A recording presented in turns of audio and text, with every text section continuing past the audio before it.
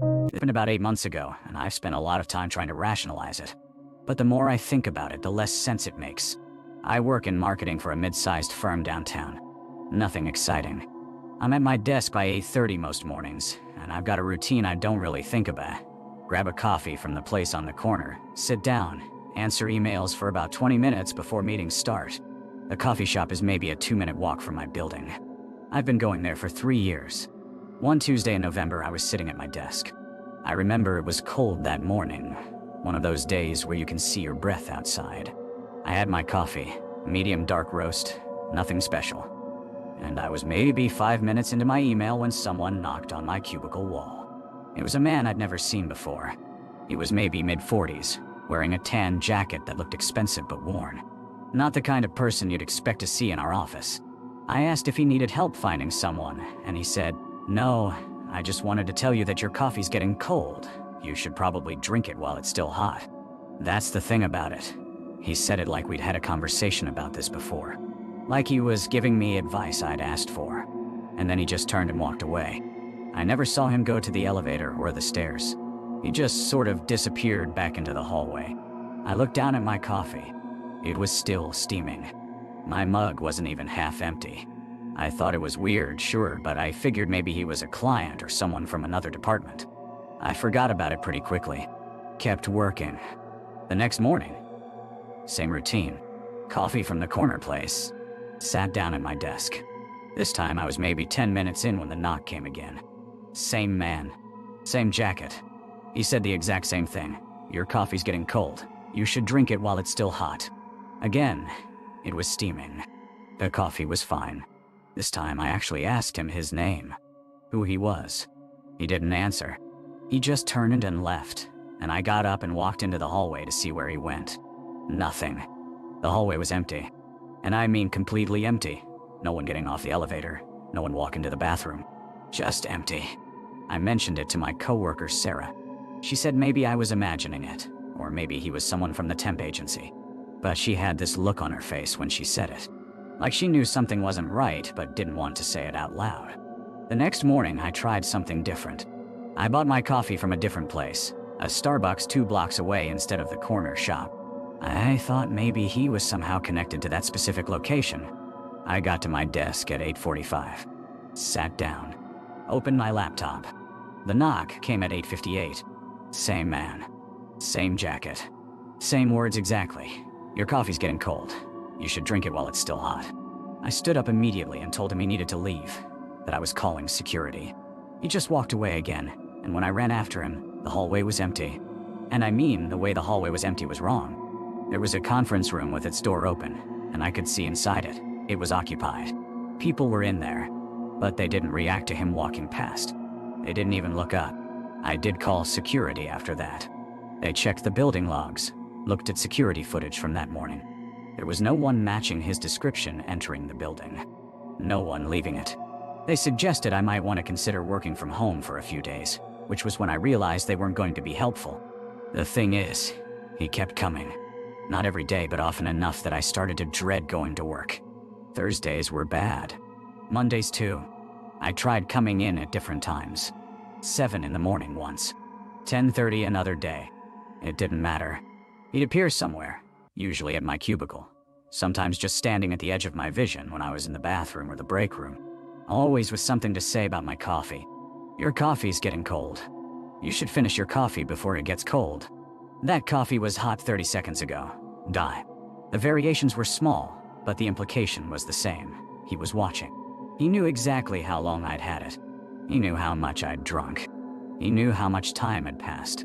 I started not buying coffee. Just stopped.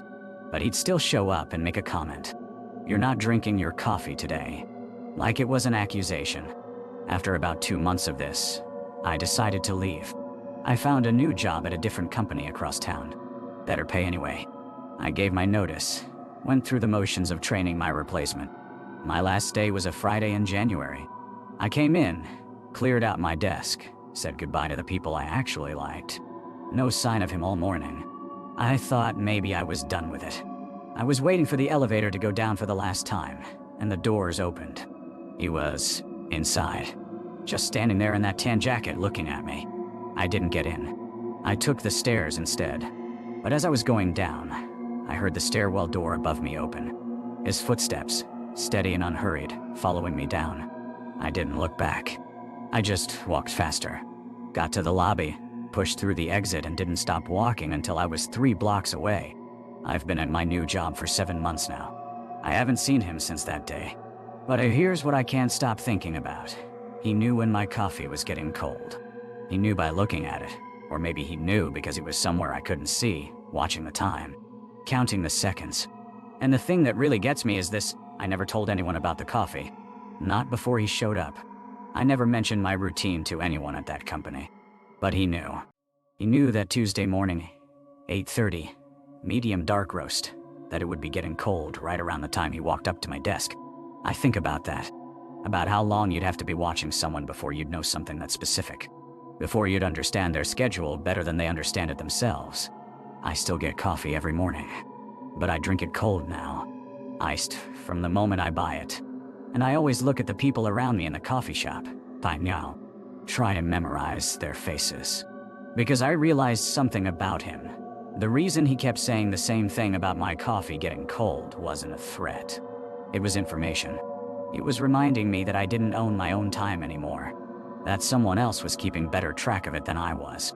That someone else had been counting.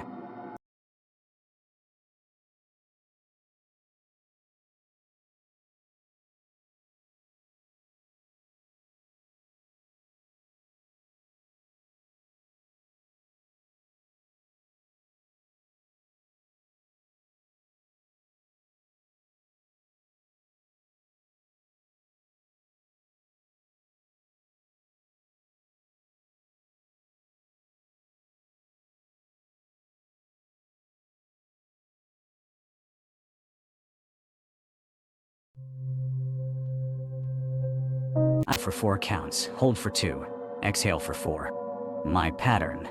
The one I've done since I was a kid to manage anxiety. I changed my breathing.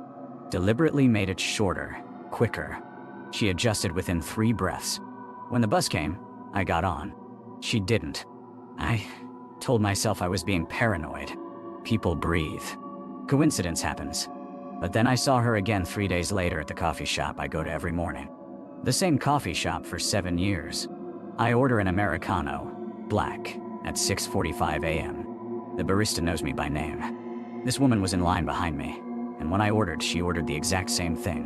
And when we were both waiting for our drinks, standing maybe 4 feet apart, I heard it again. That breathing. My breathing. I left without my coffee.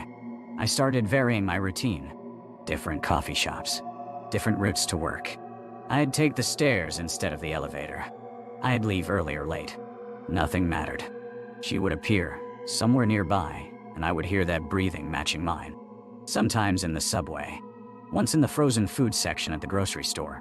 Once standing outside my office building on a Tuesday afternoon when I took an early lunch. The thing is, she never did anything. She never spoke to me. She never made eye contact. She never followed me anywhere, or threatened me. She just appeared, breathed my breathing, and went on with her day.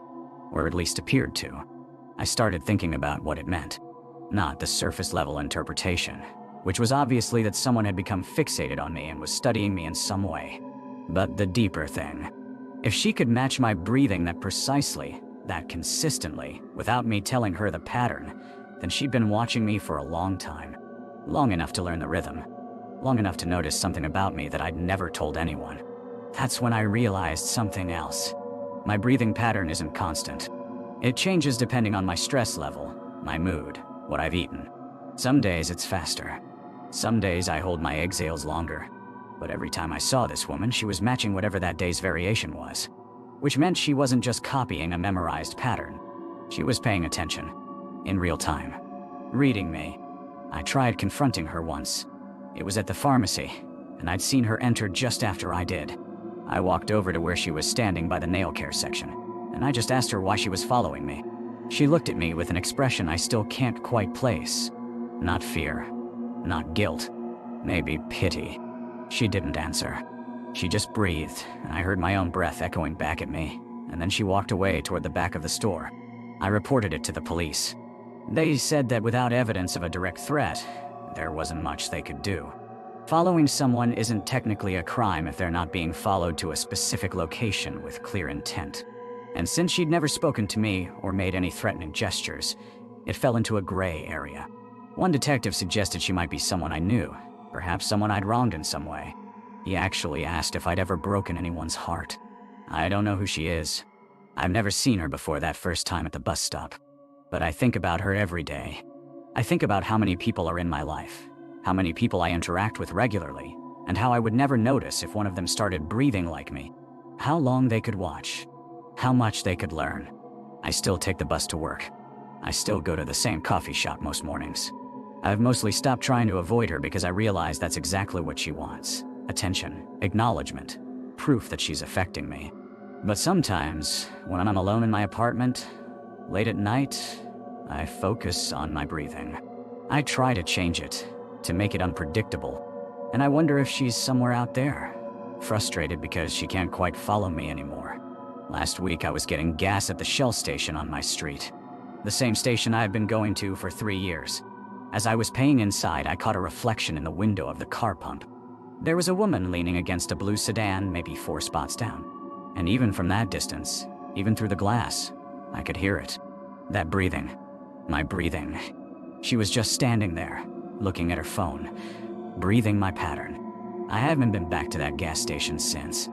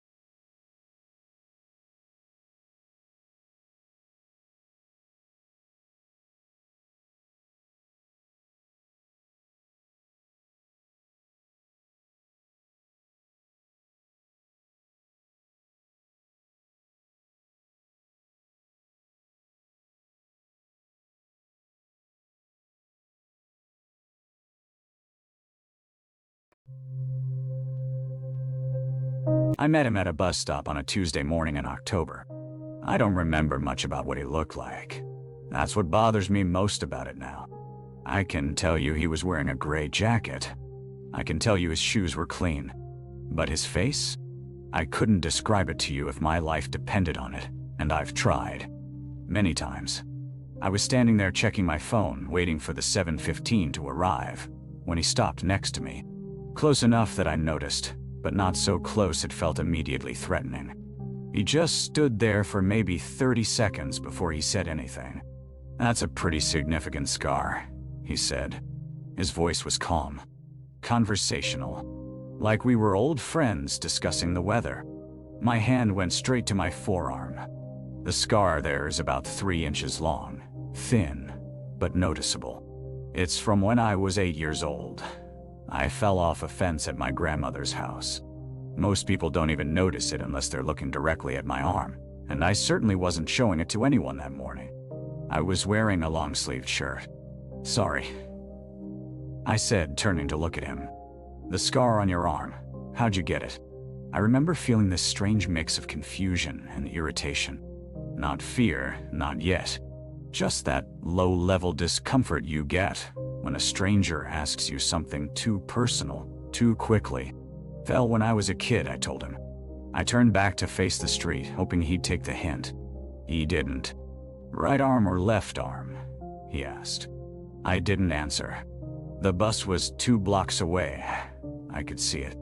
I shifted my weight, trying to close myself off without being rude.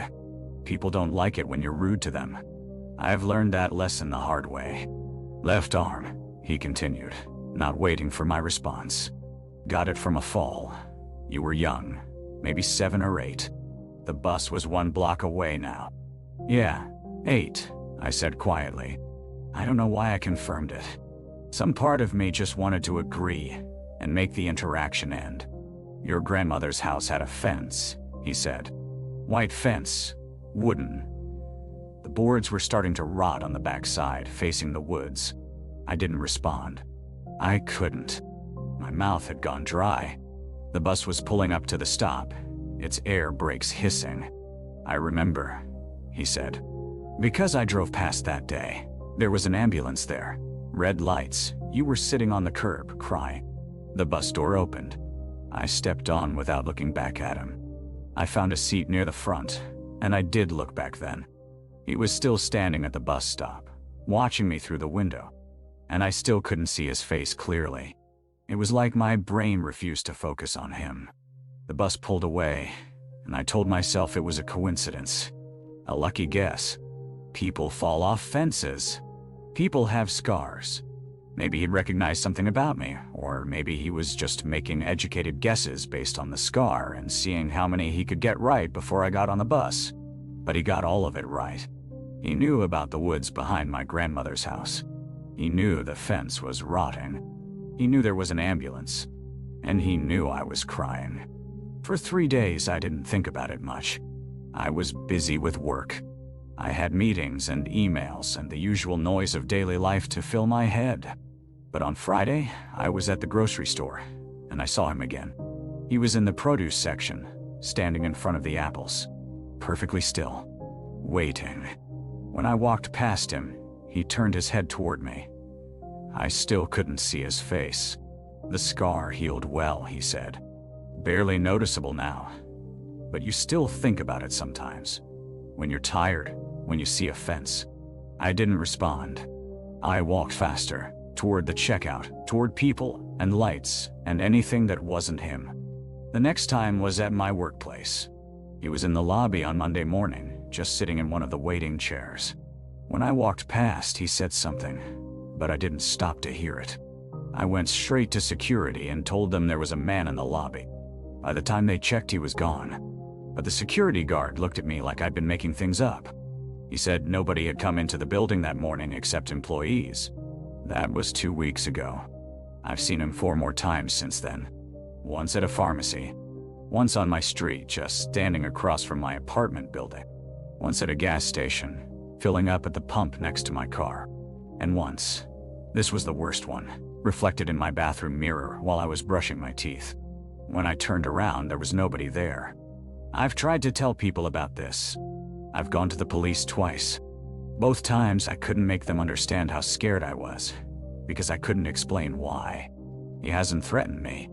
He hasn't touched me.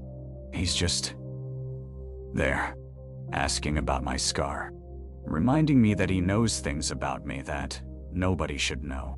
Last night I pulled up my old medical records on my laptop. My parents kept them, scanned them, filed them away digitally. I found the hospital report from when I fell. It listed the date, the location, the treatment. Everything he told me was accurate. And at the bottom of the report, there was a note from the attending physician. It said, "Patient's injury observed by passerby at approximately 11:15 a.m. Witness left scene before ambulance arrival. Witness not identified." And underneath that, in handwriting I didn't recognize, someone had written an address. My current address. The apartment I've been living in for 4 years. I don't know what he wants. I don't know why he's been following me or how long he's been doing it. But I know now that he was there that day, 30 years ago, when I fell off my grandmother's fence. And somehow, I know that if I ever turn around and actually look at his face, I'll recognize him. And I don't think that's going to be good. I need to tell you about something that happened 3 months ago. I still don't have a good explanation for it, and I've spent a lot of time trying to make sense of what occurred. It started with my water heater. A Tuesday morning in April, I woke up to no hot water, which isn't unusual. My heater's old, maybe 15 years at that point. I called a plumber around 9 in the morning, gave them my address, explained the problem, and they said someone would be out by 2 p.m. The call was maybe 2 minutes long. At 10:30, there was a knock on my door. I wasn't expecting anyone. When I opened it, a man in his 50s was standing there with a toolbox, wearing a company uniform, not the same company I'd called. His name tag read Morrison's Plumbing. I told him I hadn't called his company. He smiled and said, "You called at 9:03 this morning about a water heater. You live at 447 Maple, Unit C." He said my unit number correctly. He said the exact time I called. I asked him how he got my address. He said the other company must have transferred me, which made no sense because I didn't transfer anywhere. The woman had just taken my information and said someone would arrive. But his uniform looked legitimate. He had a toolbox. I was skeptical, but I also didn't want to wait around if there was a chance he could fix it. I let him inside. He worked on the heater for maybe 40 minutes. The whole time he was down there, I could hear him moving around, testing valves, running water. He came back upstairs and said it was fixed, just a sediment buildup in the tank. He didn't give me a bill. He just said, "You're all set," and walked out. I thought it was strange that he didn't charge me, but I was relieved. I tested the hot water and it worked fine. 2 hours later, the company I'd originally called showed up. Different person, different uniform. When I told them the water heater was already fixed, they seemed confused. They said they hadn't heard about any transfer. They asked who I let in my apartment. I described the man. The woman on the phone, who was apparently the dispatcher, went quiet. She said there was no Morrison's Plumbing in our area. She said the name I gave them didn't match any of their subcontractors. I didn't let it go. I called Morrison's Plumbing myself. They had no record of sending anyone. No one with the name on that uniform worked for them. They actually asked me to file a report with the police. Here's the part that still bothers me. When I hung up the phone, I realized I'd never actually told the man my unit number. He said it when he first arrived, but I hadn't given it to him.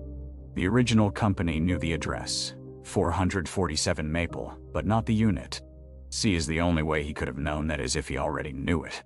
I went through my apartment that day very carefully. Nothing was taken. Nothing was obviously moved. But when I checked my water heater, something was different. There was a small symbol marked on the access panel, just a thin line carved into the plastic. It wasn't there before. I know it wasn't. The worst part came 3 weeks later. I got mail addressed to someone I didn't know had my address. A bill from a dental office 2 towns over. The name on it was close to mine, 1 letter different in the first name.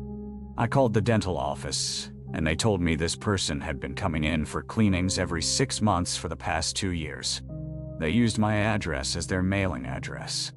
I told them that was impossible. They said the person had shown their ID. They described someone who sounded exactly like the plumber I'd let into my apartment. I never found out who he was or what he did in my apartment. The police weren't much help. Nothing was stolen. There wasn't really a crime to report. But I know he knew things about me that he shouldn't have known. And I know he was using my address for something. I've moved twice since then. Both times I was more careful about who I let inside. I'm going to tell you about something that happened to me over the course of about 3 weeks. It's one of those things where, looking back, I can pinpoint the exact moment I should have recognized something was wrong. But at the time, it just felt like coincidence. Bad luck. Familiarity breeding a certain kind of comfort, even though that comfort was misplaced. There's a restaurant about 15 minutes from my apartment. Nothing fancy. Just a diner-style place that does decent food and doesn't make a fuss when you sit in the same booth twice a week. I started going there regularly around March. Not because it was exceptional, but because it was convenient and consistent, which at that point in my life was all I was looking for. The waiter's name was Derek. I learned this because he introduced himself the first time he came to my table. He was in his 30s, thin, with that kind of practiced friendliness that service industry people develop. The kind where you can't tell if they actually care, or if they're just very good at their job. I didn't think about him much beyond whether he was competent, which he was. The first time anything struck me as unusual was on a Tuesday. I went in around 6:15 p.m., ordered my usual, grilled cheese and tomato soup, and Derek brought it to my table. Nothing weird about that. But as he set the plate down, he said, "You'll want to go light on the bread today, trust me."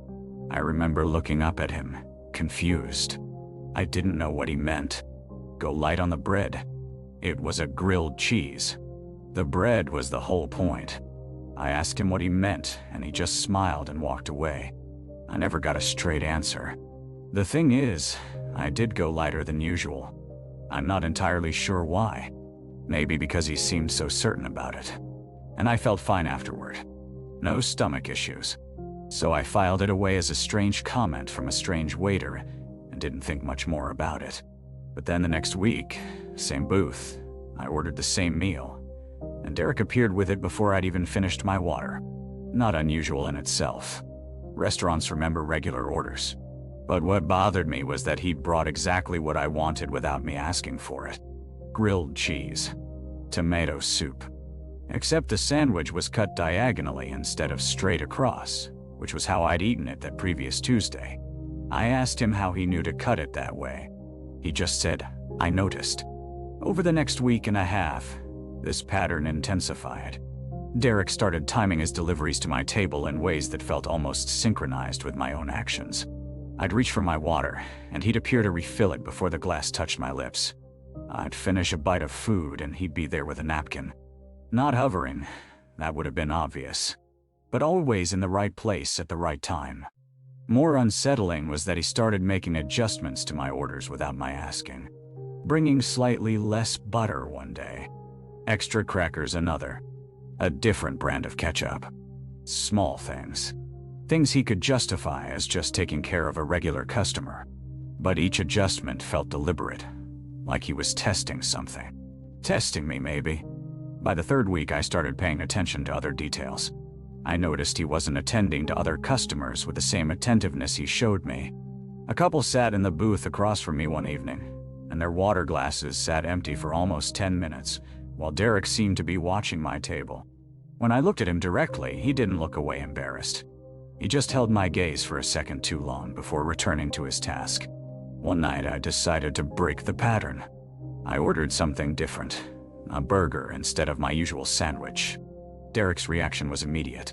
His face shifted. Not dramatically, but noticeably. Like I'd done something wrong. He repeated my order back to me in a way that almost sounded like a question, as if giving me a chance to correct myself. I didn't. I kept the burger order. When he brought it out, it was perfect. Too perfect. The temperature exactly right. The cook couldn't have known my preferences, and yet somehow the burger was prepared the way I actually like them. Well done, light on the mayo, pickles on the side. Details I'd never mentioned to anyone at that restaurant.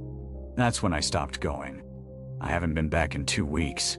Part of me wants to convince myself I was being paranoid, reading too much into the behavior of someone who was just good at his job. But I keep thinking about how many small details Derek had cataloged about me. My preferences, my timing, the way I moved, and the way he was so focused on understanding every variation, every slight change in my routine. What bothered me most was a conversation I had with the restaurant's manager about a week after I stopped going. I ran into him at a grocery store, and he asked why I hadn't been in lately. I made up something casual, but then I asked him about Derek. The manager got this strange look on his face. He told me Derek didn't work there anymore. Said he'd quit about 10 days prior without notice during the evening shift. Just walked out mid-service. The manager also told me something else.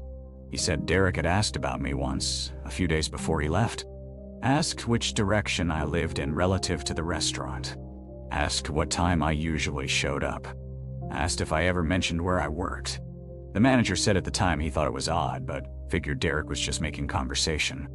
Now, sitting here telling you this, I'm not so sure.